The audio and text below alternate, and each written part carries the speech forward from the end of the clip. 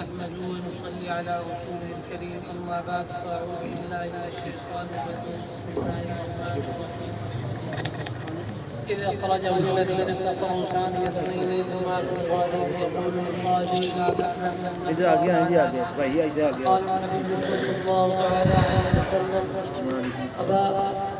قال رسول الله صلى الله عليه وسلم لأبي بكر أنت صاحبي على الحوض وأنت صاحبي في الغار أو كما قال عليه الصلاة والسلام.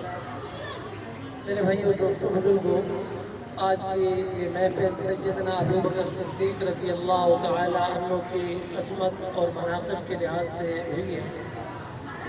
سیدنا ابو بکر صدیق رضی اللہ تعالی عنہ وہ ذات ہیں کہ ان کے نام کا اتنا ڈنکا بجتا ہے. علماء کی مجلس سے علماء بیٹھے ہیں، میرے خیال نہیں ہے سوائے علماء کے آپ میں سے کوئی بتا سکتا ہو کہ سیدنا ابو بکر صدیق رضی اللہ تعالی عنہ کا نام کیا تھا. شاید عوام کو نہ پتا.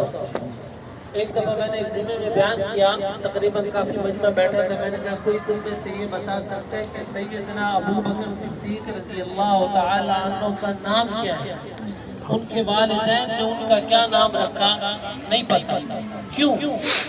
وجہ یہ ہے کہ سیدنا ابو بکر صدیق رضی اللہ تعالی عنہ کی عظمت اتنی ہے کہ ان کے نام ابو بکر، ان کا نام صدیق، یہ جو ان کی لقب تھے یہ ان کے نام سے بھی زیادہ مشہور ہو گئے.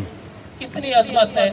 اصل میں حضرت ابو بکر صدیق رضی اللہ تعالی عنہ کو ابو بکر کیوں کہتے ہیں اور صدیق کیوں کہتے ہیں، اور ان کا ایک لقب ہے عتیق. عتیق کیوں کہتے ہیں؟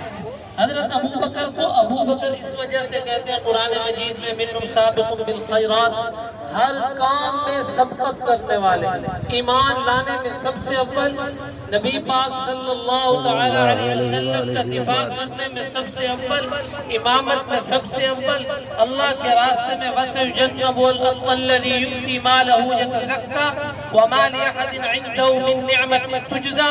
اللہ کے راستے میں مال خرچ کرنے والے سب سے اول، ہر کام میں اول ہے، اسے کہتے ہیں ابو بکر. سب کاموں میں اول، ایمان لانے میں اول، صداقت میں اول. حدیث میں آتا ہے رسول اللہ صلی اللہ تعالی علیہ وسلم نے معراج کے موقع پر حضرت جبرائیل علیہ السلام سے فرمایا کہ میرے اس معراج کی تصدیق کون فرمائے گا؟ فرمایا آپ کی اس معراج کی تصدیق ابو بکر فرمائیں گے. تو ابو جہل کو جب پتا چلا کہ اللہ کے پاک نبی صلی اللہ تعالی علیہ وسلم معراج کو بیان کر رہے ہیں تو یہ بھاگتا ہوا آیا حضرت ابو بکر صدیق رضی اللہ تعالی عنہ کے پاس. آ کر کہتا ہے کہ ایک شخص ہے، وہ کہتا ہے کہ راتوں رات میں حرم پاک سے مسجد اقصیٰ، پھر مسجد اقصیٰ سے عرش معلیٰ تک میں گیا، یہ سارا ایک رات میں سفر کیا، کہ ایسا ہو سکتا ہے؟ تو حضرت ابو بکر صدیق رضی اللہ تعالی عنہ کو ابو جہل نے پہلے ہر طرف سے پکا ٹھکا کیا. ابو بکر رضی اللہ تعالی عنہ نے فرمایا بھی ایسا تو نہیں ہو سکتا. فرمایا پکی بات ہے نا نہیں ہو سکتا؟ فرمایا نہیں ہو سکتا. فرمایا یہ تو تیرا دوست کہتا ہے محمد بن عبداللہ صلی اللہ علیہ وسلم فرمانے کہ یہ سفر میں نے کیا ہے. فرمایا تو اس کی بات کرتا ہے؟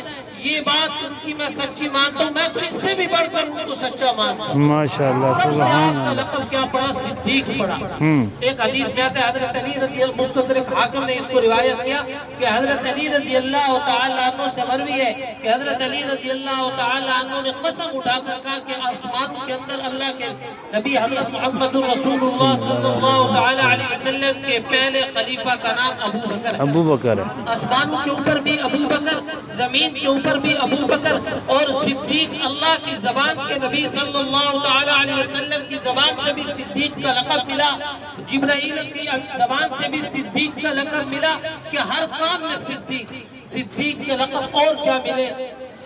مولانا ادریس کاندھری صاحب رحمت اللہ علیہ نے مولوی صاحب بڑی عجیب بات لکھی ہے کہ جب اماں عائشہ صدیقہ رضی اللہ تعالی عنہ پر بہتان لگا تو اماں عائشہ صدیقہ رضی اللہ تعالی عنہ اپنے والدین کے گھر آ گئی تو اللہ کے پیارے نبی صلی اللہ تعالی علیہ وسلم بھی آ گئے. فرمایا عائشہ سے کہو اگر گناہ ہوا ہے تو توبہ کرو، اللہ معاف کرنے والا ہے. تو اما عائشہ صدیقہ رضی اللہ تعالی عنہ نے کوئی جواب نہ دیا. تو جب اللہ کے نبی صلی اللہ تعالی علیہ وسلم کی آپ کے اوپر وحی اتری تو جب 18 آیات اتری تو اللہ کے پیارے نبی صلی اللہ تعالی علیہ وسلم نے فرمایا عائشہ کو خوشخبری دے دو. اللہ رب العزت نے آپ کی پاک دامنی اور طہارت کے متعلق قرآن مجید کی 18 آیات اتاری. تو اماں جان کیا فرماتی ہے بڑی توجہ سے؟ اماں جان فرماتی ہے اپنے ابا حضرت ابوبکر صدیق رضی اللہ تعالی عنہ کو، ابا جان میں آپ کے ہاتھوں میں پلی پڑی، سب کچھ ہوا، آپ کے گود میں کھیلی، آپ نے بھی میری متعلق گواہی نہیں دی کہ میں پاک ہوں، میں سچی ہوں، میں بے عیب ہوں، آپ نے بھی میرے متعلق گواہی نہیں دی. قربان جو صدیق پر اسے کہتے ہیں صدیق. حضرت ابوبکر صدیق رضی اللہ تعالی عنہ نے فرمایا بیٹا میں اس بات کی کس طرح گواہی دے سکتا ہوں جس کا مجھے یقین نہ ہو؟ مجھے اللہ کی پاک نبی کی ہر بات کا یقین ہے، میں نے اسی کی تصدیق کی ہے، اس کے بغیر میں کسی چیز کی تصدیق نہیں کرتا. سبحان اللہ. مقام صدیقیت کہ ہر کام میں اول، ہر جگہ پر اول. اور حضرت ابوبکر صدیق رضی اللہ تعالی عنہ کو اللہ کے پاک نبی صلی اللہ تعالی علیہ وسلم نے ایک موقع پر فرمایا انت عتیق اللہ فی النار. ابا بکر، اے ابو بکر اللہ رب العزت نے تجھے آگ سے آزاد کر دیا. کون ابو بکر؟ یہ تو ہے نا اسلام کے بعد اللہ کے پاک نبی صلی اللہ تعالی علیہ وسلم کی زبان اندر سے ان کے مناقب و فضائل. آپ حضرت ابوبکر صدیق کی شان پڑھیں. اسلام لانے سے پہلے اپنے قبیلے کے اندر جو بھی خون بہا کوئی کسی کو دیتا تھا، جو بھی درم دنانیر اونٹوں کی شکل میں خون بہا دیا جاتا تھا، اس کے رکھوالے، اس کے فیصل، اس کے جج، اس کے سالس سیدنا ابوبکر صدیق رضی اللہ تعالی عنہ ہوتے تھے. جس طرح حضرت ابوبکر صدیق رضی اللہ تعالی عنہ ایمان لانے میں سب سے پہلے، اسی طرح نبی علیہ السلام کا دفاع کرنے میں بھی سب سے پہلے ابوبکر صدیق.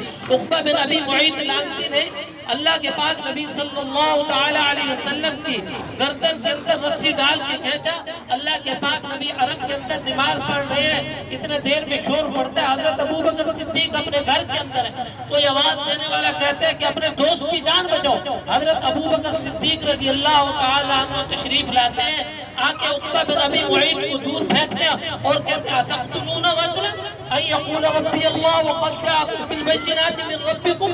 کیا تم ایک شخص کو اس وجہ سے قتل کرتے ہو کہ وہ اللہ کی طرف سے نبی بن کرے اور اللہ کی طرف سے ان کے پاس واضح دلیل آتی ہے؟ انہوں نے کہا اچھا تو بھی.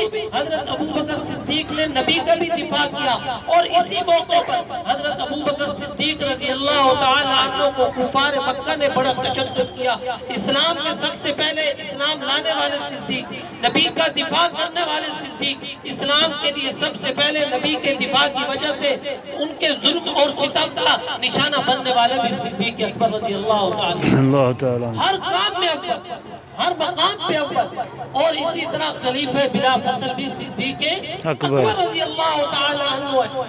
میرے بھائیو دوستو بزرگوں، یہ حضرت ابوبکر صدیق رضی اللہ تعالی عنہ یہ واحد صحابی رسول ہے جن کی چاروں نسلیں مقام صحابیت سے سرشار ہے. ابو قحافہ اصل نام کیا ہے؟ حضرت عثمان رضی اللہ تعالی عنہ. حضرت ابوبکر کا نام کیا ہے؟ عبداللہ. یہ نام کس نے رکھا؟ یہ نام بھی اللہ کے پاک نبی صلی اللہ تعالی علیہ وسلم نے رکھا. آپ کا عبداللہ نام سے پہلے عبد رب الکعبہ حضرت ابوبکر صدیق رضی اللہ تعالی عنہ کا نام تھا. اللہ کے پاک نبی صلی اللہ تعالی علیہ وسلم نے عبداللہ نام رکھا. عبداللہ حضرت ابوبکر بھی صحابی، حضرت ابو قحافہ بھی صحابی، عبد الرحمن حضرت ابوبکر رضی اللہ تعالی عنہ کے بیٹے بھی صحابی. آگے چوتھی نسل محمد بن ابی بکر رضی اللہ تعالی عنہ بھی صحابی. یہ شان صدیق اکبر ہے کہ چاروں کے چاروں نسلیں کیا ہیں؟ صحابی رسول ہے. میرے بھائیو دوستو بزرگوں، آپ کے ذہن میں ایک سوال آنا چاہیے اور آنا بھی چاہیے کہ آج ہم لوگ حضرت ابوبکر، حضرت عمر، حضرت عثمان رضوان اللہ تعالی علیہم اجمعین اور اگلا مہینہ آ رہا رجب المرجب کا سیدنا امیر معاویہ رضی اللہ تعالی عنہ، ان کے مناقب کو زیادہ بیان کرتے ہیں. نبی پاک صلی اللہ تعالی علیہ وسلم کے سارے صحابہ جنتی ہیں، سارے صحابہ جنتی ہیں. اللہ نے قرآن مجید میں ایمان والوں کے 3 گروہ بیان فرمائے. والسابقون الاولون من المہاجرین والانصار والذین اتبعوهم بإحسان. یہ تین گروہ ہیں. اللہ نے تینوں گروہ کے متعلق فرمایا رضی اللہ عنہم ورضوا عنہ. سب سے پہلے مہاجرین، سبقت کرنے والے، ایمان میں بھی ہجرت میں بھی ہر معاملے میں. دوسرے نمبر پہ انصار. تیسرے نمبر پہ جو ان دونوں گروہ کی کیا کرے گا؟ اتباع کرے گا. حضرت تو ہم ان صحابہ کرام رضوان اللہ تعالی علیہم اجمعین کے مناقب اور فضائل کو کیوں بیان کرتے ہیں؟ سوال بنتا ہے. میرے بھائی دوستوں بزرگوں یاد ہے حضرت ابوبکر صدیق رضی اللہ تعالی عنہ، یہ خلفائے ثلاثہ، یہ ایمان کی، اسلام کی وہ بنیاد ہے.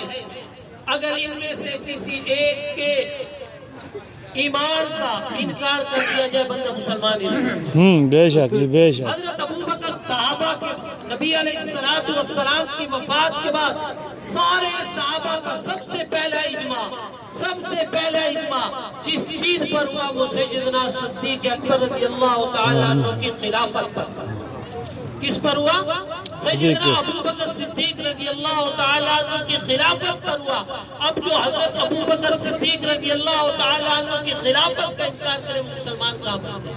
یہ وہ صحابی رسول ہے اللہ رب العزت نے جن کی صحابیت کی گواہی خود قرآن مجید کی تھی. اذ اخرجه الذين كفروا ثاني اثنين اذ هما في الغار اذ يقول لصاحبه. اللہ کے پاک نبی صلی اللہ تعالی علیہ وسلم کیا فرما رہے ہیں کہ اے میرے ساتھی لا تحزن ان اللہ معنا، لا تحزن ان اللہ معنا. اور اللہ کے پاک نبی صلی اللہ تعالی علیہ وسلم حضرت ابوبکر صدیق سے کیا فرما رہے ہیں؟ اے صدیق تو میرا ساتھی ہے حوض کوثر پر بھی، اے صدیق تو میرا ساتھی ہے غار کے اندر. میرے بھائیو دوستو بزرگوں،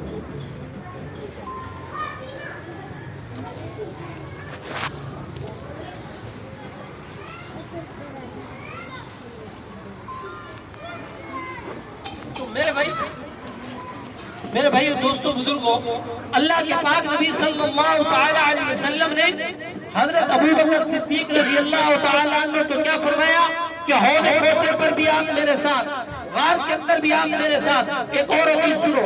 حضرت ابو دردہ رضی اللہ تعالی عنہ سے روایت ہے کہ اللہ کے پاک نبی صلی اللہ تعالی علیہ وسلم ایک دفعہ ایک پہاڑ کے اوپر حضرت ابوبکر بھی ساتھ، حضرت عمر بھی ساتھ، حضرت عثمان بھی ساتھ. اللہ کے پاک نبی کی زبان مبارک سے حضرت ابوبکر کے بارے میں کیا جملہ نکل رہا ہے؟ پہاڑ کے اوپر زلزلہ آتا ہے.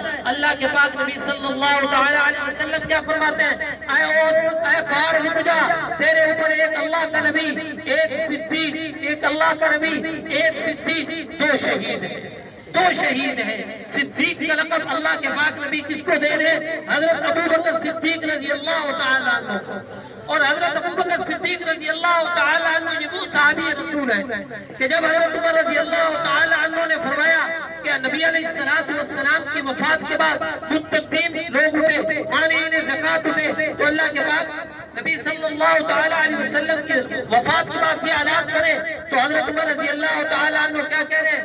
امیر المؤمنین اسامہ ابن زید رضی اللہ تعالی عنہ کا لشکر نہ بھیجے، حالات بڑے خراب ہیں، حالات بڑے خراب ہے. تو حضرت ابوبکر صدیق رضی اللہ تعالی عنہ کا جو جملہ ہے وہ تاریخی جملہ ہے. کیا فرمایا؟ الدین رحل کہ دین کے اندر کمی رہ جائے اور ابوبکر زندہ رہے. آج کیا کہا جاتا ہے نعوذ باللہ کہ حضرت ابوبکر صدیق نے فلانے کا مال وراثت نہیں دیا، فلانی چیز نہیں دی. حضرت ابوبکر صدیق تو وہ ہے جو اپنا سارا کا سارا مال، اپنا سارا کا سارا گھرانہ اسلام کے لیے نبی علیہ السلام کے قدموں کے اندر نچھاور کرتا ہے. بے شک سبحان اللہ. اور کسی کا مال کس طرح کھا سکتے ہیں؟ میرے بھائیو دوستو بزرگوں، صحابہ کی عظمت کو پہچانو، صحابہ کے مقام اور مرتبے کو پہچانو. حضرات صحابہ کا تذکرہ اس وجہ سے بھی ضروری ہے کہ ہمارا ایمان بچے، ہمارا ایمان بچے. اللہ کے پاک نبی صلی اللہ تعالی علیہ وسلم نے فرمایا، حدیث کا مفہوم ہے، میرے کسی ایک صحابی قبول جس کے دل میں ہوگا قیامت والے دن اللہ رب العزت اس کو اونھے منہ گھسیٹ کر جہنم میں ڈالیں گے، اونھے منہ جہنم میں گھسیٹ کر ڈالیں گے. تو میرے بھائیو دوستو بزرگوں، صحابہ کی عظمت اپنے دلوں کے اندر اپنی اولادوں کو صحابہ کا مقام و مرتبہ بتاؤ. ٹھیک ہے، انشاءاللہ تبارک و تعالی بقیہ بات مولانا یاسر صاحب کریں گے.